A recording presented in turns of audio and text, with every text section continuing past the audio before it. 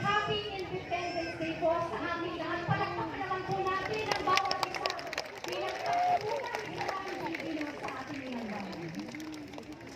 Friends, this afternoon we are doing another historic event coinciding with the celebration of our Independence Day this year.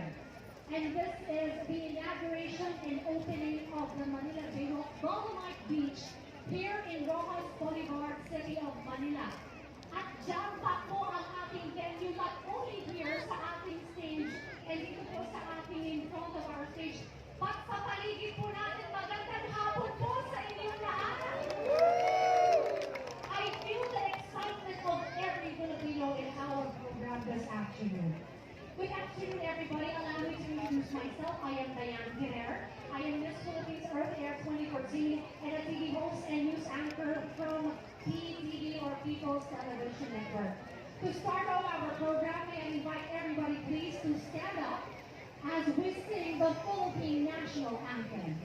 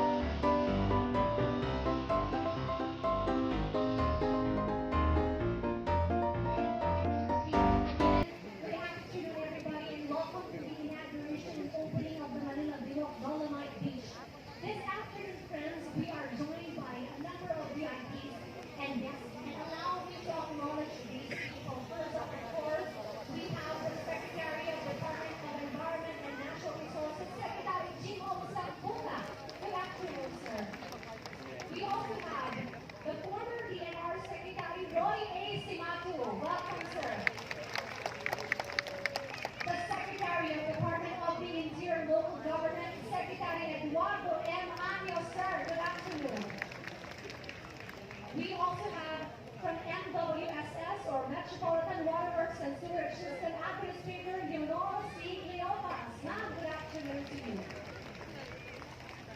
We also have from the U.S. Embassy of the Philippines, Ms. Kelly Abamis, Animal Director. Ma'am, good afternoon. Thank you for joining us.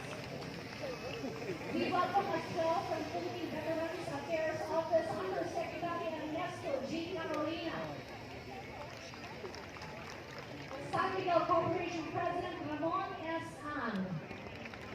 Would also like to acknowledge our NCR Regional Director, Charlene Zavala Baki, Department of Tourism. Good afternoon.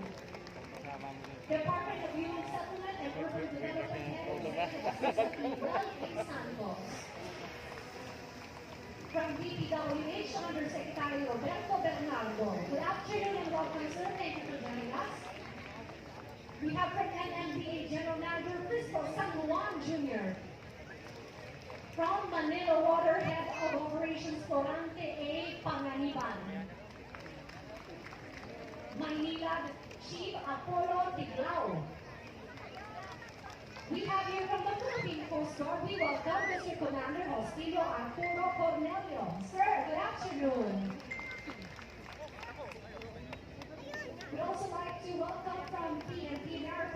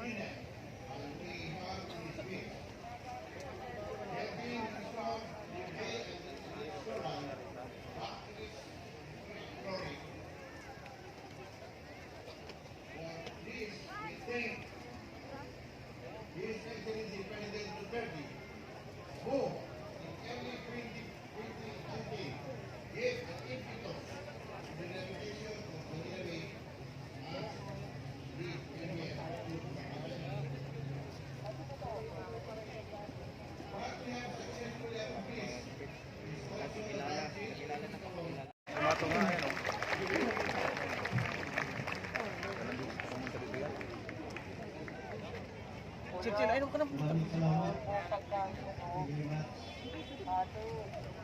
3 and a half years ago. Dito na tayo, chill. Ay, hindi pa ganito noon.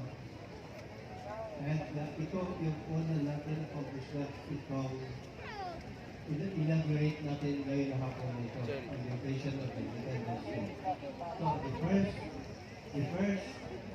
accomplishment is marami pang susunod. Ang nakita ko medyo hopefully hindi magtatagal kaya water quality. But before I go further, I'd like to Secretary Simago, Secretary and Undersecretary Bernardo, at sa ating mga kasamahan sa gobyerno at sa ating pong mga kababayan. Maraming pong salamat. Ang MWSS po ay very proud to be part of this important event. Kami po, together with our concessionaires, Manila Water and Maynila, is one with DEMR in making sure that we bring back the glory of Manila Bay.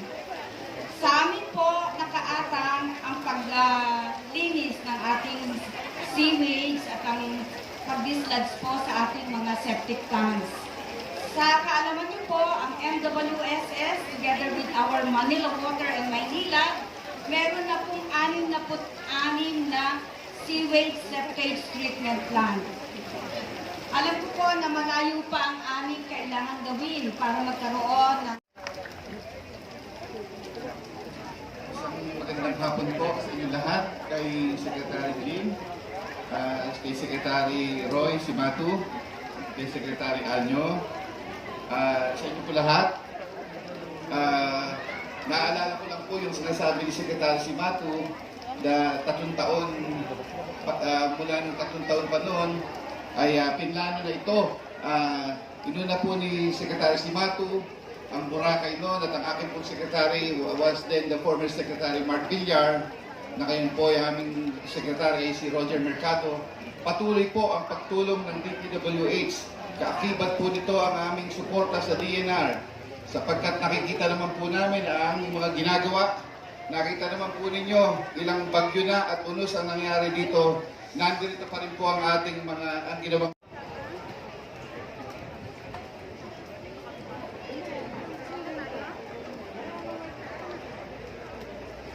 After this photo op, friends, we will be witnessing the unveiling of the project marker. And I hope everybody already has your Instagrammable photos already. Upload them online so that everybody could see the beauty that we are enjoying here in the Manila Baywalk Dolomite Beach.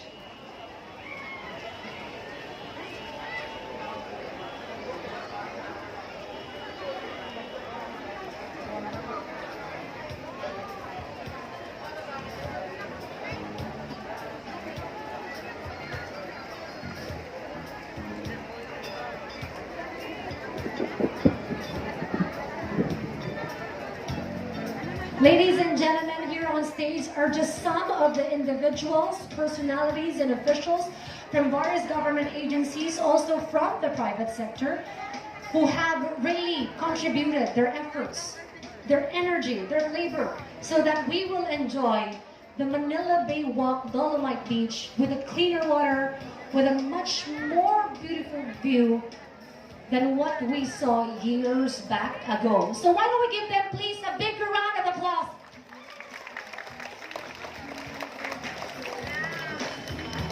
All regional executive directors, please join us here on stage. And service directors as well. We invite you here on stage, please, for this photo op.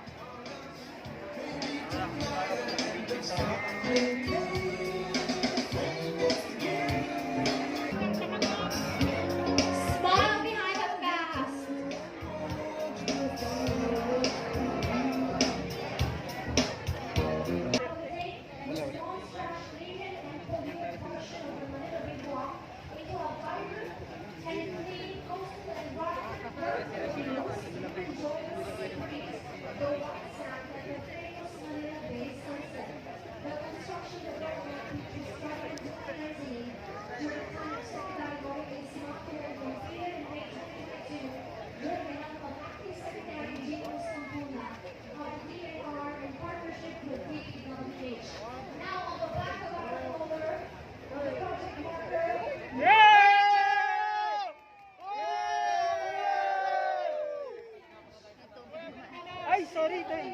Such a huge difference from now No, si Totoy Digong eh. to before. Muli, ang Manila Bay of Golden Beach ay binabalik at diskusyon ang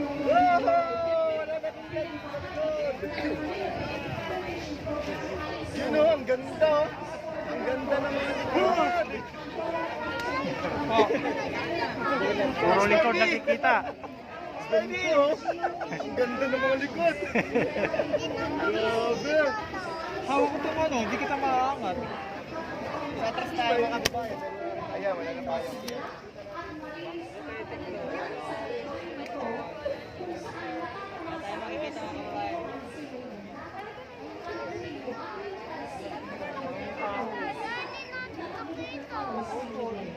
Ang pagkakagawa ng Golden Beach na simulan ng 2017 sa panahon ni Secretary Roy Simato. Matapos sumayo, late 2017 sa panahon ng Malaking Secretary Gino Santana. Kailangan na kailangan ang kagawa.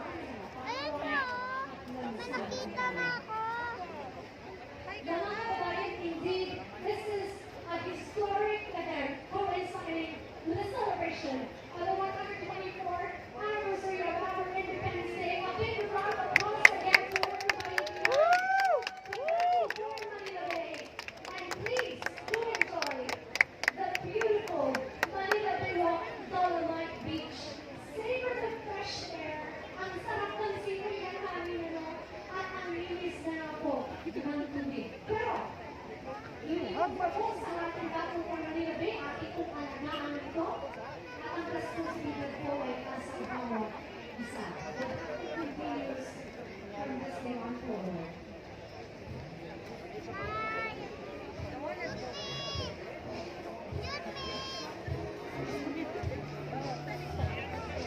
Of course, we would like to thank all the people behind our event this afternoon.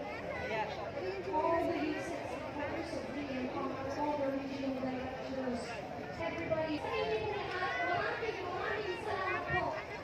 And this is part again of our Manila Legacy So Enjoy. The Manila Bay Walk Dolomite Beach, now clear.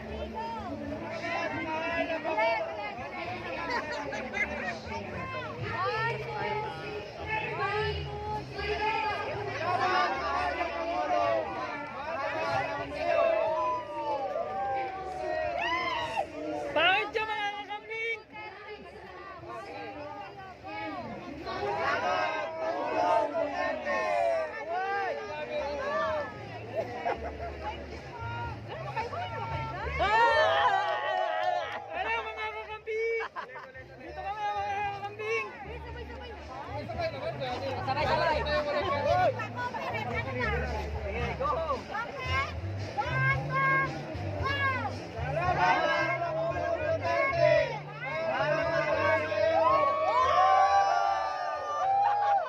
Duterte! Duterte! Duterte! Duterte! Duterte! Duterte! Duterte! Walang bayan. Amoy tao na napakaganda tingnan. Nandito na sila lahat. Lahat ng mga bata, hindi na mamasyal dito. Dati kasi sabi, wala akong masabi sa unang administrasyon. Ngayon saka po yung pangulan natin. Wala na rin yung gabi. Thank you. Sulit. Thank you. Lalo na kay Pastor Puloy. Maraming salamat. Dahil sa inyo, nakikita ng tunay ng mga Pilipino kung ano yung bias at hindi. Kaya isiminay na ngayon, number 1. Isiminay. Thank you. Isiminay lang sa kalam. Warrior ka kuya, warrior. Isiminay lang sa kalam. Kuya, ano mensahe mo kay Pamela?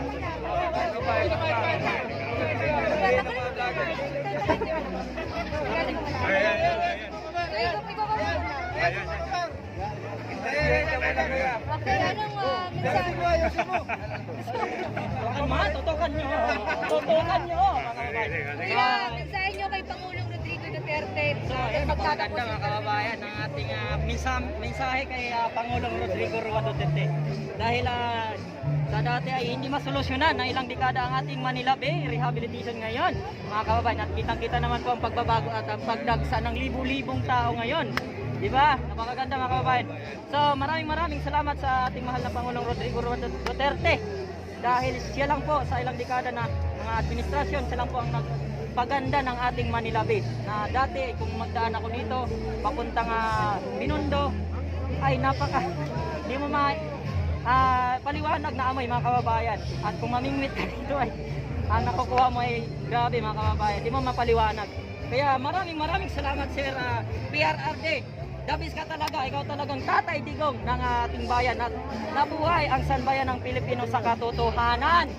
At ngayon mga kababayan, no, kahit matanda na po siya, ay tugunan niya pa rin po ang ang kanyang trabaho. Kahit may pandemic po, ay tuloy-tuloy pa rin po ang pagpatayo ng mga build project tulad po ng LRT extension Baclaran to Cavite at ang subway na ilang dekada ay ngayon lang po na patayo mga kababayan, at ang MRT at sa ilang dekada mga kababayan ay sa panahon lang po ni PRRD ang may libreng sakay NCR. Grabe, no? Ayan. Digit po yan kababayan, digit po yan. Salamat. Narinig mo man. Bye-bye. Nakita sa'yo, nung una.